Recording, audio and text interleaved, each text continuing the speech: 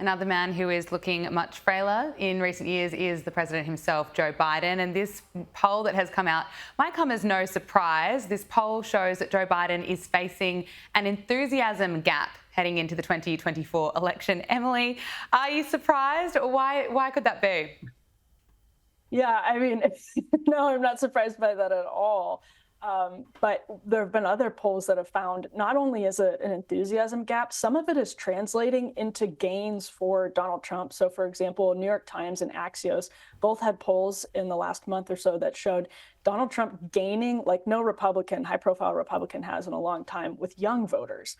So it's, for example, or Black voters and Hispanic voters is what some polls have found. And so it's not just that Democrats are less enthusiastic about Joe Biden. It's actually that some people are starting to take a second look at Donald Trump, which is not what anybody here in Washington, D.C. would have predicted. But that's how bad Joe Biden is for the Democratic Party, especially, again, with young people who are very crucial to his victory in 2020, coming out in big numbers in college towns and swinging the vote for him in battleground states with some of those big college towns.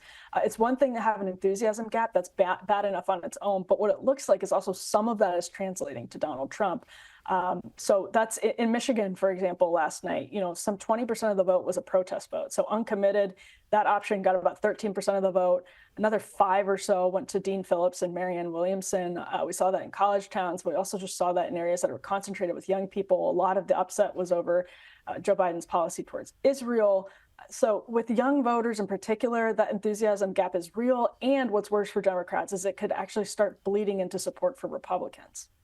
And people are now looking at what are the best replacements for Joe Biden. You've written a piece on why Kamala Harris is not a good bet to be Joe Biden's replacement and why we should really prepare for the downfall of Kamala Harris. Can you talk us through why that is? I went and looked back at some of the polling for Kamala Harris because, I remember 2017, 2018, Kamala Harris was one of the politicians that had the most buzz and the most goodwill with sort of elite media and the political establishment here in Washington, D.C.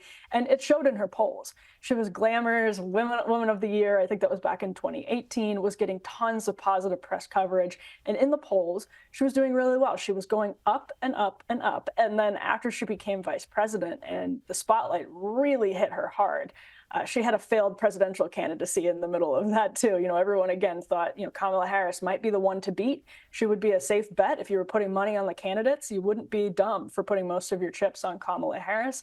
But she didn't even make it to Iowa, again, because just this sort of lackluster performance. And when the spotlight really hit her as vice president, she's had gaffe after gaffe after gaffe. Part of that is because the Biden team has given her the worst possible tasks, fixing the, quote, root causes of the border crisis, not an easy thing to deal with at all.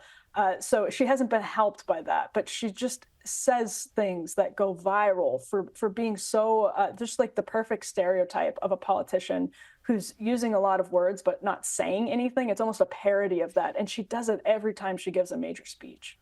Looking at the Republican Party, it looks more and more likely by the day that Donald Trump will be the Republican nominee. What about Nikki Haley? How much longer can she stay in the race for? She lost the primaries in South Carolina, in Michigan. What's your take or your prediction, I guess, with Nikki Haley? It's interesting because until actually she just lost in South Carolina, she was getting a lot of money. I mean, she was outspending Trump. She even outspent Ron DeSantis in Iowa, but she outspent Trump and Ron DeSantis in Iowa and New Hampshire, and then massively outspent Trump in South Carolina, especially in the last month. They blew him out of the water because some Democrats and wealthy people that are sort of on both sides of the aisle, give to people on both sides of the aisle, were bankrolling her campaign. They see it as sort of a protest campaign against Donald Trump and not necessarily a viable campaign to actually beat Donald Trump. So the question is whether those donors are willing to keep putting money into Nikki Haley's race to help her kind of limp along. She says she's going to be in this past Super Tuesday. She already bought a 7-figure ad buy ahead of Super Tuesday. She is putting more money into this race, and she does still have some money to put into this race until Super Tuesday. But if she wants to really stick it out, she can. It just depends on whether she's able to fund that money. And personally, it looks like she does have the will to do that. I don't know if she ultimately will, but she has talked about how getting 40% of the vote or getting 30% of the vote, like she did in Michigan last night. She got about 40% in South Carolina, about 40% in New Hampshire. She says that's not a small group of the Republican Party. And so for her to kind of continue making this stand on what she says is a very principled stand, the media really loves it. There could be a lot in it for her down the road if she's able to sort of become the high profile foil to Donald Trump, almost the heir apparent after Donald Trump to that sort of donor class. So it just depends on if people are willing to fund this sort of public relations campaign against Donald Trump. It's more PR campaign than it is political campaign. Okay, finally, Emily, an Italian television show has recently mocked Joe Biden in a Saturday Night Live style skit by poking fun at the president's mental fitness. The skit portrayed an actor mimicking Joe Biden, mumbling through a speech, wandering aimlessly, and confusing world leaders' names. Let's take a look. Buonasera, Presidente Biden. Oh, Presidente Biden. President, Mr. President. It's okay. Are you okay, President? It's okay. Okay, tutto a posto. Welcome, benvenuto. No, di nuovo, mamma mia.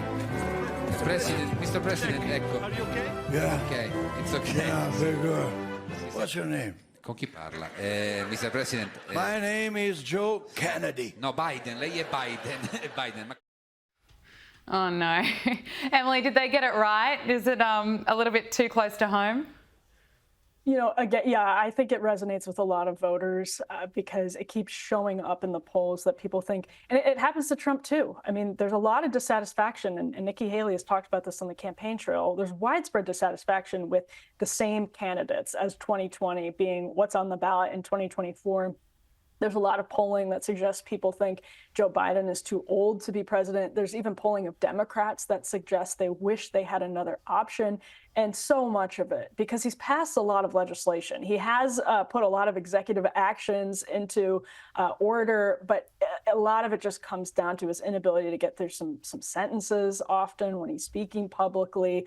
He does fall and stumble a lot. And it just reminds me of the George W. Bush era. It reminds me of the Trump era when constantly Americans felt like they were being embarrassed on the world stage by their president. And a lot of the people that were upset about George W. Bush doing that and really liked Obama for being sort of refreshing and the anti-George W. Bush, someone Americans could feel proud of when he was, at the G20 summit. A lot of them are defending Joe Biden now. And I don't think that's really working for voters because for voters, when you're not that partisan, you just see a man who's really, really struggling, not unlike Mitch McConnell has really struggled with his health. It's very visible and it's almost uncomfortable to watch. And I think the Italian sketch actually really nailed that dynamic. Oh, I think they did too. It is uncomfortable to watch. We keep watching it though. Emily Jashinsky, culture editor at The Federalist. Thank you so much for coming on the program. We really appreciate it. Thanks for having me.